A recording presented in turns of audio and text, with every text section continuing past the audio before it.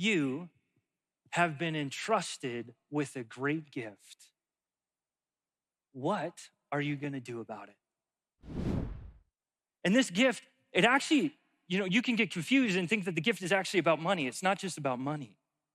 The gift that God invests and gives to us is meant for us to be reminded of our whole life.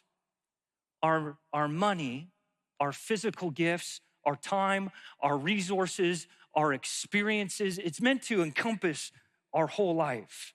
The master has gone away on a journey and he has given us a gift. And there's 4 things we need to understand about this gift. The first is this: we don't own the gift, we are stewards. We are responsible to the owner, who is God. You are a steward of your life. And do you know what that means? It means it's not your money, it's God's. It means it's not your house, it's God's. It means it's not your time, it's God's. It means it's not your influence, God gave it to you. It means it's not your gifts.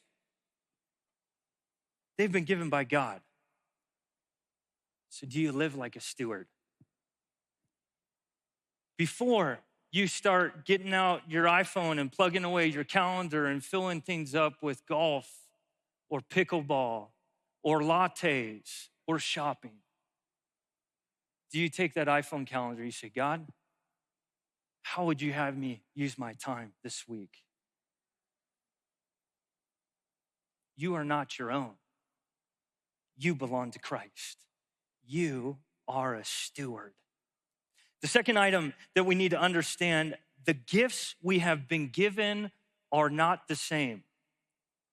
The story says that Jesus gave 5 bags, 2 bags, and 1 bag. And at the first reading of the story, some of you have an outcry of going, that's not fair. And what can so quickly happen for us in today's culture is we can believe that fairness is a Christian principle. But fairness is not Christian. God is not fair. He's good, but he is not fair. God is radical. And the radical news of the gospel is that God so loved the whole world that even though they deserve to die for their sin, even though we deserve to die for our unrighteousness, our bad deeds, God said, no, I love you so much that I am giving you mercy and radical grace. That I sent my son, Jesus Christ, to stand in your place, to die on a cross, go in a grave, raised from the dead to offer you life and hope. It is not about fairness in the kingdom of God. It is about radical grace.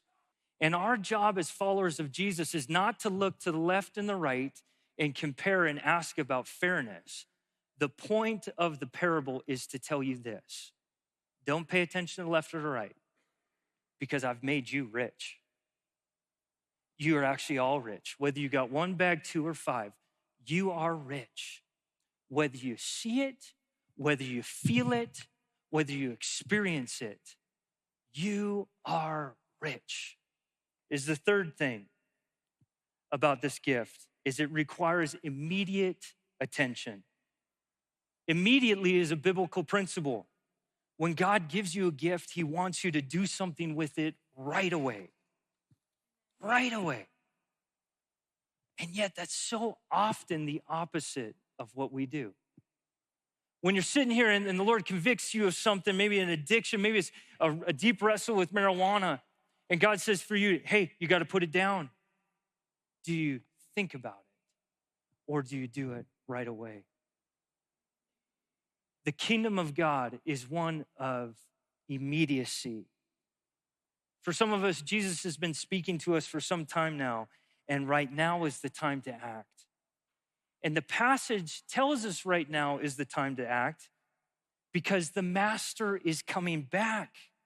And he wants to know what you've done with this gift he's given you. He wants to know what you've done with your time and your resources and your experience and your influence. He's coming back. because how you use this gift matters. You know, one of the reasons I think it was important about this parable for us to recognize is Jesus is telling this parable in a way that's trying to tell you and I, the master has not come back yet. There is still time. There is still time to invest. And Jesus is hoping that for some of us, as we hear this parable, that we are going to get off the gondola of looking at our lives. We're going to get into our cars. We are going to drive home. We're going to go into our shed, and we are going to get a shovel.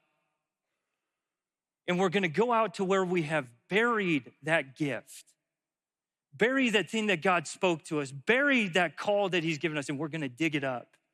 And we're going to do something with it because it's not too late. Jesus is saying those things that he spoke to you a while ago about forgiveness, it's not too late. You could do it today. Jesus is saying what he's prompted you to spend your life on as far as serving and building into others, it's not too late. You could do it today. Jesus is saying it's not too late to invest your life. Go get the shovel. For some of us, we look at our life, and as we're up on the gondola and we go, God, I want to invest my life. I just don't know where to start. You know, there's a little verse in Ephesians 5:10. It gives us a little hint to get us rolling on something like this. It says, find out what pleases the Lord. Get up in the morning. Spend what would please the Lord today? As you look at your life, spend time with some people who you would ask, you say, hey, if I'm going to follow Jesus, what would it mean for my time and my resources? How would you encourage me?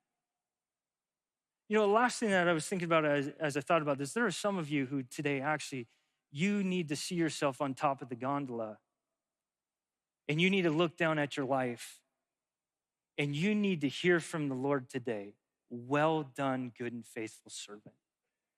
Well done. You have been faithful with the things I have asked you.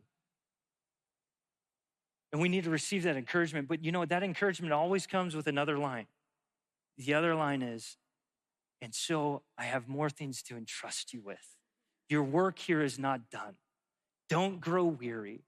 Keep going. Good things will come for the kingdom of God. You have been entrusted with a great gift. What are you going to do about it?